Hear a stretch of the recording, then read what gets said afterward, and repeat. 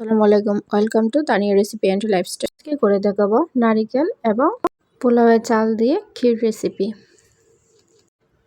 একদম অন্যভাবে ক্ষীরের রেসিপিটা। তো ভিডিওটি শুরু করি। আমি এখানে 1/4 কাপ পোলাওয়ের চাল নিয়েছি। পোলাওয়ের চালগুলো ভালো করে ধুয়ে একটি পাত্রে দিয়ে দিলাম। সেখানে দিয়ে দিব 1.5 কাপ পরিমাণ পানি। পানি দিয়ে চালগুলো আগে ভালো করে আমি সিদ্ধ করে নেব।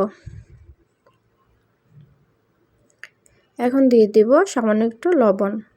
যারা মিষ্টিতে লবণ খেতে পছন্দ করেন না তারা এটা স্কিপ করতে পারেন। এখন দিয়ে দিব একটা এলাচ টুকরো করা। এখন 15 মিনিটের মতো এটা জাল করে ভালো করে সিদ্ধ করে নেব। চালগুলো ভালো করে যখন সিদ্ধ হয়ে যাবে তখন তার মধ্যে দিয়ে দিব ঘন করে রাখা দুধ।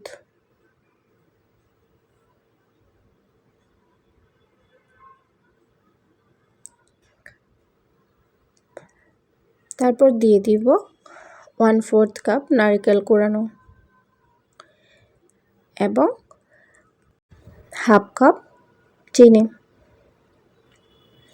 সবগুলো একসাথে ভালো করে মিশিয়ে নেব।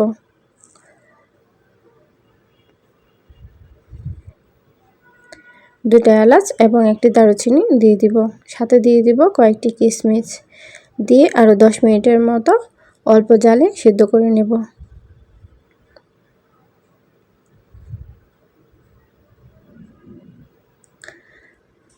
চালটা যখন ভালো করে ফুটে উঠবে তখন হালকা একটু ম্যাশ করে দিব যাতে চালগুলো ভালো করে ভেঙে যায়।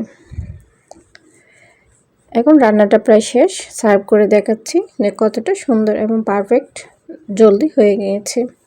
তো ভিডিওটি কেমন লাগছে অবশ্যই কমেন্ট করে জানাবেন। আমি উপরে কয়েকটি বাদাম ও কিশমিশ দিয়ে সাজিয়ে পরিবেশন করে দেখাচ্ছি।